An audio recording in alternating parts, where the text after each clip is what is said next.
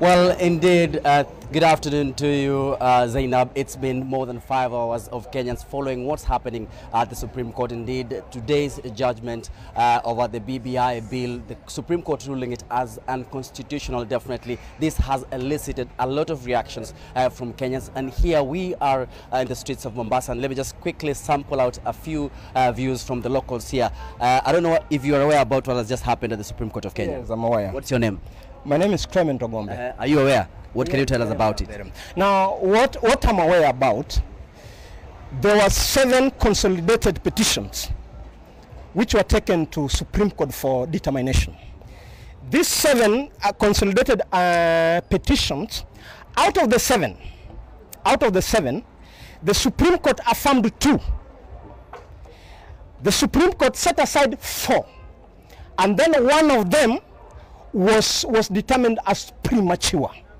So as far as the argument which was convinced at Supreme Court, it means that Raila and Uhuru has won according to the majority of judges, because 4 issues has been set aside contrary to what Court of Appeal and High Court had already had affirmed. Now, what are these? One was basic structure doctrine. According to Court of Appeal and the High Court, they said structure doctrine, it is not applicable in Kenya. Which the Supreme Court has said is unconstitutional. Yes, no. The Supreme Court has said they have set aside that argument by the Court of Appeal and the High Court. It means it is applicable in Kenya. So are you okay with the final verdict of the Supreme Court? I'm a bit 50-50 because we've won majority of judges, but the only thing, the whole bill was packed, the whole amendment was packed on one bill. So should one of the articles be found to be unconstitutional, it means the whole of it. So I want to know, are you okay with the final verdict of the Supreme Court? No, I'm 50-50. Okay. Asa, let's just introduce yourself and just give us your reflection about today's judgment at the Supreme Court of Kenya. My name is Albert Ouma. I'm very happy about the Supreme Court judgment or verdict that have been delivered today. Because if you look at the promoters of the bill, they never had the interest of Kenyans. Because if the current constitutions and offices that exist does not provide service delivery to Kenyans, the Kenyans are really suffering. And even the president does not consider the plight of Kenyans on core basic issues that Kenyans are going through on a daily basis. You take example of Junet Mohammed. That is a big sycophant of Raila who don't care or he act at the instruction of Raila. He's a surrogate. These are the promoters. Mwangi was misadvising Raila all along from 2013. Those were the promoters of the bill. So we thank the judges for upholding the integrity of the citizen of this nation. And we wish that the issue of BBI will not rise again in this nation. And do you think this is going to have some political ramifications going forward? It has, because if you remember, somebody creating more offices and Kenyans supporting more offices to be created by the political elites. You want to create a post of prime minister or a deputy. And there was some proposal that they want to do regional balancing from coast. Maybe we give you a deputy prime minister, Gideon deputy prime minister. And these are failures. These are people who have never performed.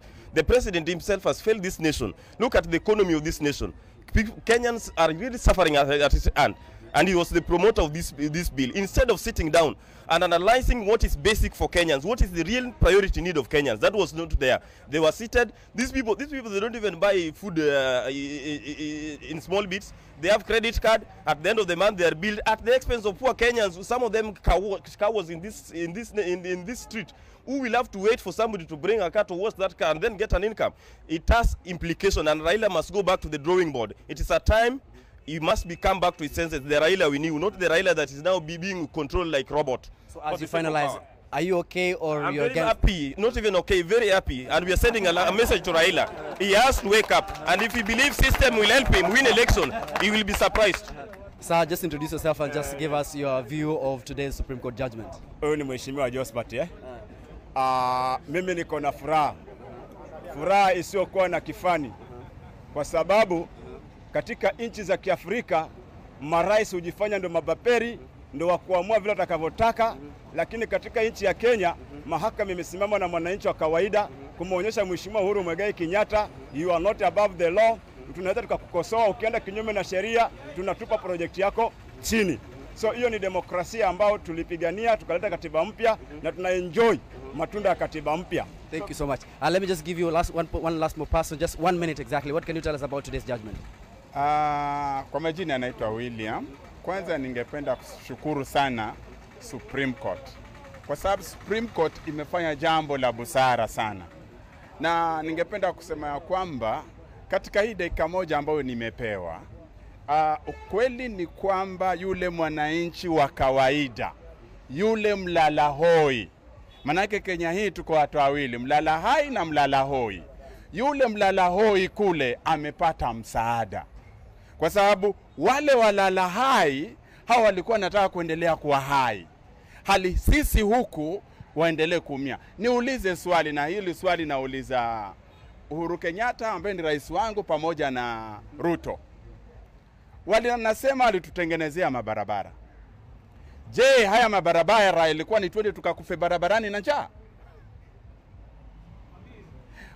Badala ya kuwa wangeangalia jinsi huyu mwananchi ambaye alimpigia kura alienda unga foleni masaa yote hayo mpaka kwa na Githeriman akapiga kura. Leo hii huyu mwanachini huku hatambuliwi. BBI ilikuwa ina create positions za prime minister ambazo hizo hata katiba ya Kenya hakuna. So ukweli ni kwamba nimeshukuru mahakama ya juu, tena anaipa kongole tena sana. Sana na sana. Shukran sana. Well, that's it from Mombasa. Now let's cross over to my colleague Okusa in Kisumu. Okusa, what are people in Kisumu saying about today's judgment? Well, Kevin, of course, there are mixed reactions regarding the Supreme Court verdict today on the BBI project. And of course, I have a couple of residents here in Kisumu who are going to share with us their reactions regarding this monumental verdict that has just been given by the Supreme Court. Let's start by talking to this gentleman here. Introduce yourself first, please. Nyauri Nyang, a resident of this town. Personally, I'm not happy about the verdict that has been given by the Supreme Court now, because BBI was about inclusivity. It was about bringing the Kenyan tribes together in government. It was about bringing more resources down to the people under the structure of devolution. So now that they have dispensed with BBI, let them now concentrate on other issues like removing the backlog of cases that has been there ever since 1960 something. We are not happy as residents of Kisumu County because the way it has been done, they have taken a lot of time with it. It has taken a lot of money from the Kenyan taxpayers. Next time when these kind of cases have been brought to the court, they need to look at the bigger picture. That money has been spent and that money belongs to the taxpayers. Two, it was about the interest of the people, the larger public, inclusivity, bringing resources 30% to the county. There are other constituencies out of the 70 constituencies that they are saying are unconstitutional that are so large and needed to have been redone so that Kenyans can get better representation. So we are going back to the drawing board, but I want to tell Kenyans to relax because I know with Raila Odinga's presidency come August 9th this year, that reggae will still come back and Kenyans will still go to the referendum so that we bring inclusivity in government. What we want is inclusivity in government. Aloya must be part of that government, Akikuyu must be part of that government, Luos and all the tribes, the Kambas, the Kisis, the Oromos, the Mombasa guys and everybody must be in government. So, but we are not happy based on the verdict of the court.